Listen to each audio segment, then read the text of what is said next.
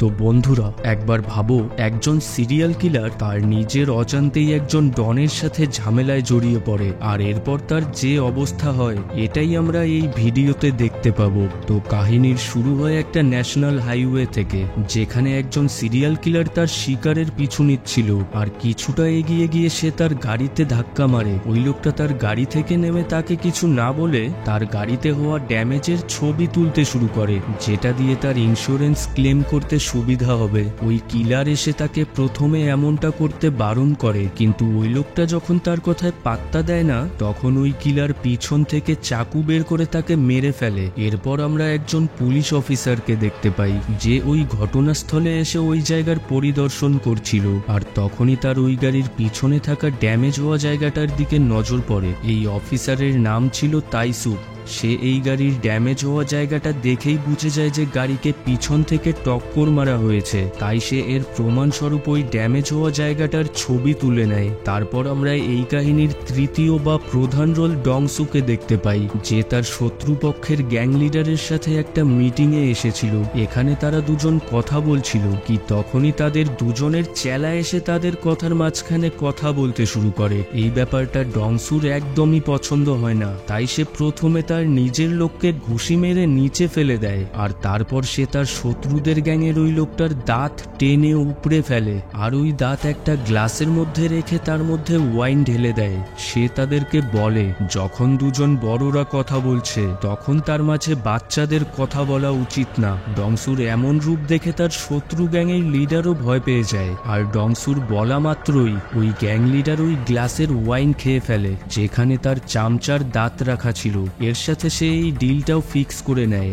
এদিকে তাইসুক পুলিশ স্টেশনে তার সিনিয়রদের কয়েকটা ছবি দেখায়, আর বলে যে কিছুদিন আগে থেকে এই শহরে ঠিক একইভাবে এমন মার্ডার হওয়া শুরু হয়েছে, আর যার থেকে পরিষ্কার বোঝা যাচ্ছে যে এই মার্ডারগুলো কোনো সিরিয়াল কিলারই করছে। কিন্তু সিনিয়র তাইসুকের কথায় গুরুত্বই দেয় না, বরং সে আরো তাকে এখান থেকে বাইরে বের করে দেয়। এদিকে আমরা ডংসুকে দেখতে পাই, যে তার ডিল ফিক্স করার পর গাড়িতে বসে যাচ্ছিল, কি তখনই পিছন থেকে একটা গাড়ি এসে তার গাড়িতে ঠুকে দেয়। গাড়ি থেকে বাইরে বেরিয়ে ডংসুর সবকিছু সাধারণই মনে হচ্ছিল, তাই সে তাকে এখান থেকে চলে যেতে বলে। আর তারপর সে যখন তার গাড়িতে বসতে যাচ্ছিল, তখনই ওই লোকটা পিছন থেকে এসে তার উপরে হামলা করে দেয়। এটাই ওই কিলার ছিল যে সবার খুন করছিল, কিন্তু ডংসুর সামনে সে পাত্তা পায় না, তাই কিলারের নিজের গায়ে চাকুর আঘাত লাগার পর সে কোনোভাবে এখান থেকে পালিয়ে যায়। তারপর ডংসুকে হসপিটালে নিয়ে যাওয়া হয়, আর ডংসুর এমন অবস্থা দেখে তার গ্যাংয়ের লোকেরা মনে করেছিল যে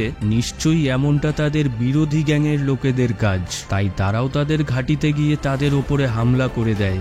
অন্যদিকে ওই কিলার হসপিটাল যাওয়ার বদলে স্ট্যাপলার দিয়ে নিজেই নিজের ক্ষত জায়গা জুড়ে নেয়, আর একজন বৃদ্ধ লোকের জামা কাপড় ছিনতাই করে নিজের গায়ে পরে নেয়। পরের দিন যখন ডংসুর জ্ঞান ফেরে, তখন সে তাদেরকে এটা বলে যে ওই ব্যক্তি শত্রুদের গ্যাংয়ের লোক ছিল না, বরং আলাদাই কোনো অচেনা লোক ছিল। ডংসু তার লোকেদের তাকে খুঁজে বের করার অর্ডার দেয়, আর এর সাথে সে তাদেরকে ওই গাড়ির নাম্বারও দিয়ে দেয়। এই ব্যাপারে তদন্ত করার জন্য তাইসুক ডংসুর কাছে আসে, আর তার কাছে জিজ্ঞেস করে যে এই ব্যাপারে তুমি পুলিশের কাছে জানাওনি কেন। এর উত্তরে ডংসু তাকে বলে, কেননা পুলিশের থেকে বেশি তো আমার নিজেরই জানাশোনা আছে। এটা শুনে তাইসুক এখান থেকে চলে যায়, কিন্তু প্রমাণস্বরূপ সে ডংসুর ড্যামেজ কারের ছবি তুলে নেয়। এরপর ডংসু ওই কিলারের স্কেচ তৈরি করায়, আর পুলিশের কাছে ওই ছবি দিয়ে তাকে খুঁজতে বলে। অন্যদিকে ওই কিলার একজন ট্রাক ড্রাইভারকে মেরে তার ট্রাক ছিনতাই করে নেয়, কিন্তু পরে সে ট্রাকের ভিতরে আরেকজন লোককেও দেখতে পায়,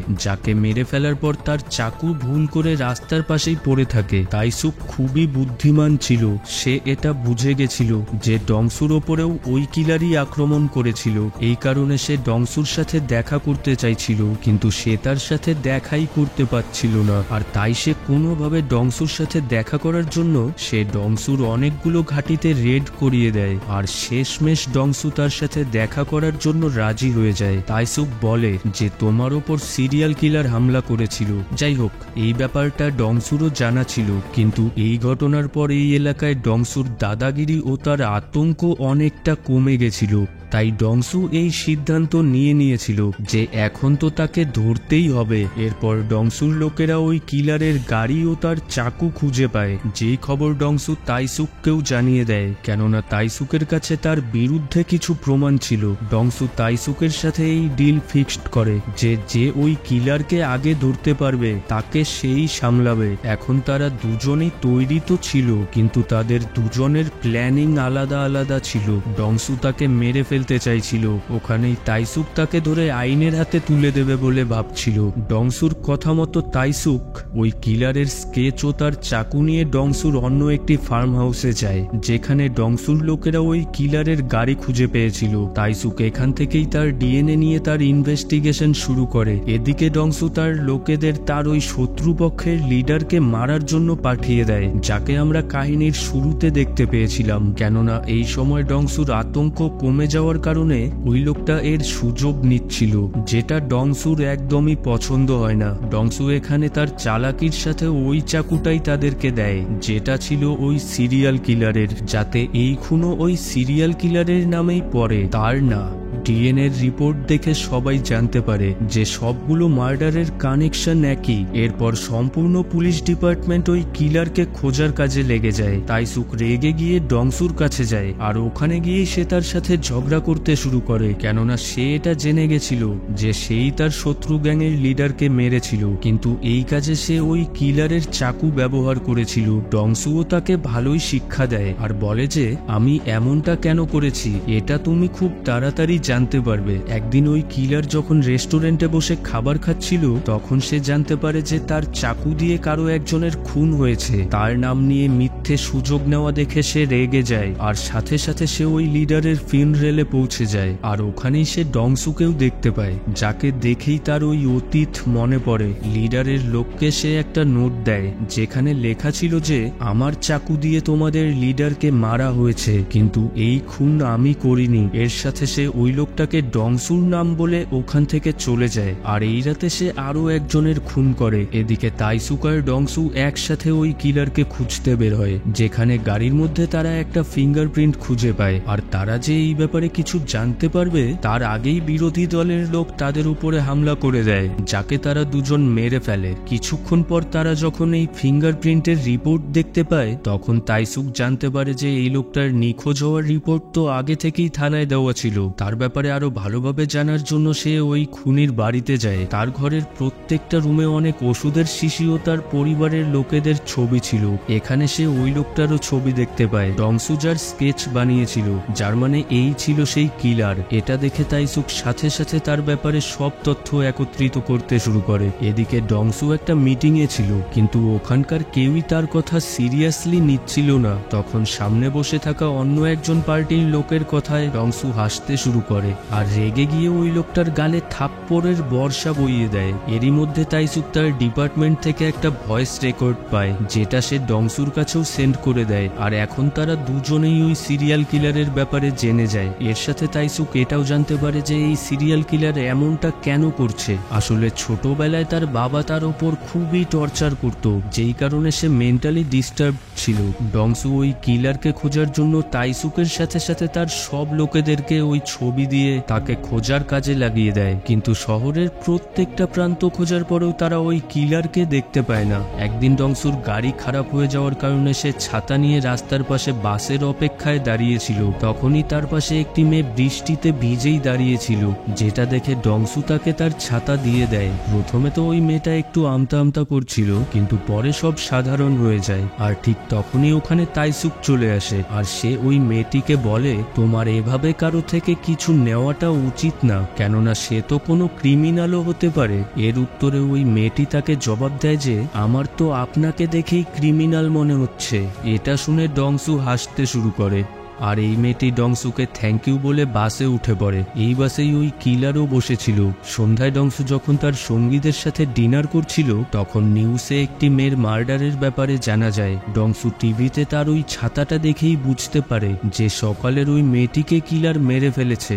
এটা দেখে ডংসু ঠিক করে এখন আর সে ওই কিলারকে বেঁচে থাকতে দেবে না। তারপর সে তার লোকেদের এই শহরের অলিগলিতে ওই কিলারকে খুঁজতে পাঠায়। এছাড়া সে একটা হোটেলেও যায়, যেখানে সে জানতে পারে যে ওই কিলার এই হোটেলেই আছে। এটা জেনে ডংসু তাকে ধরার প্ল্যান বানায়। আর তারপর যখন রাতে ওই কিলার এই হোটেলের এখানে আসে তখন সে এই জায়গায় একটা আলাদা রকমের নিস্তব্ধতা অনুভব করে, যেই কারণে সে বুঝে যায় যে নিশ্চয়ই এখানে কোনো ভেজাল আছে। তাই সে তার গাড়ি দাঁড়া না করিয়ে এখান থেকে সোজা পালিয়ে যাওয়ার চেষ্টা করে। এটা দেখে ডংসু ও তার লোকেরা এবং তাইসুকো ওই কিলারের পিছু করতে শুরু করে আর তারা তিনজন আলাদা আলাদা দিকে চলে যায়। এই কিলার ডংসুর একজন লোককে ঘায়েল করে এখান থেকে পালিয়ে যায়, কিন্তু ওই লোকটা ডংসুকে জানিয়ে দেয় আমি ওই লোকটার গায়ে আঘাত করেছি, তার শরীর থেকে রক্তও পড়ছে। এখানে এসে ডংসু ওই রক্তের চিহ্ন লক্ষ্য করে একটা বারে পৌঁছে যায়।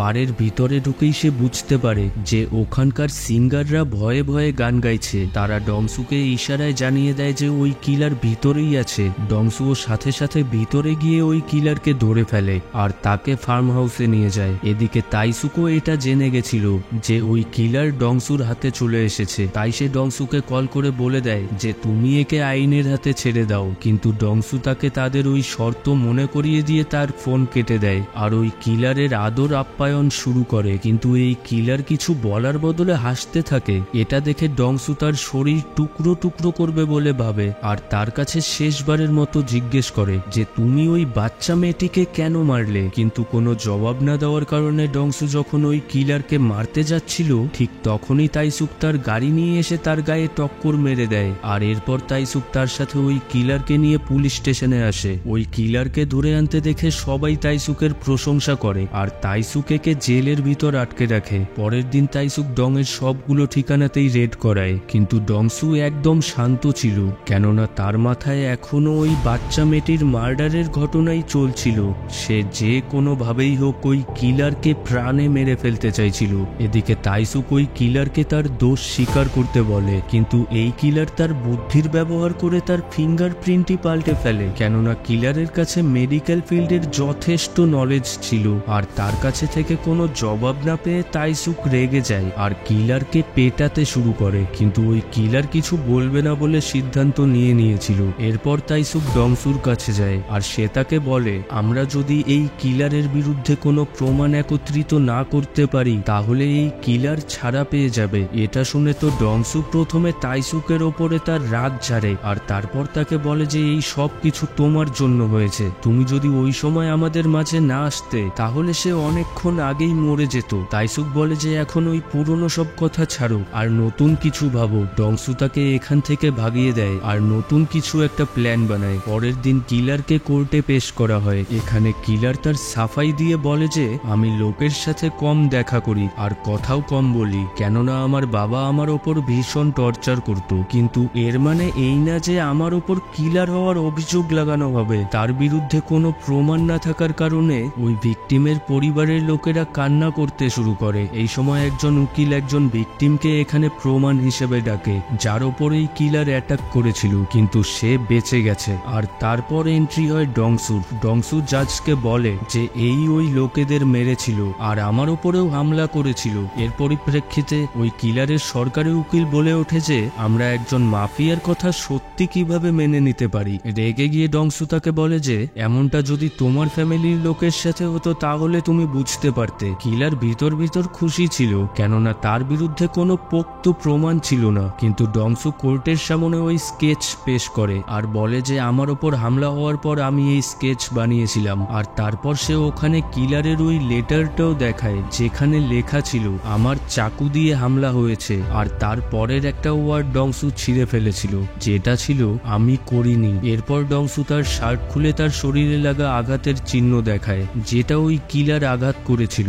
আর এর সাথে সে এটাও বলে ওই রাতে আমি নিজেকে বাঁচানোর জন্য ওই কিলারের গায়েও আঘাত করেছিলাম আর সেই চিহ্ন এখনো তার বুকে অবশ্যই আছে। আর এমনটাই হয়। এসব দেখার পর ওই কিলারকে মৃত্যুদণ্ড দেওয়া হয় আর ডংসুর শাস্তি কম করে দেওয়া হয়, কেননা সে নিজেই আত্মসমর্পণ করে দিয়েছিল। ডংসুর সাক্ষী দেওয়ার কারণে তাইসুক আবার ওই পুলিশ ডিপার্টমেন্টে স্থান পায়, কেননা সে ওই কিলারকে ধরার জন্য অনেক সাহায্য করেছিল। এই জন্য তাকে ডিপার্টমেন্টে অনেক উঁচু পদ ও সম্মানও দেওয়া হয়। এরপর আমরা শেষে একজন কয়েদিকে জেলে আসতে দেখি, যাকে দেখে অন্য সব কয়েদিরা তাদের মাথা নিচু করে। ওই কিলারও এই জেলেই ছিল।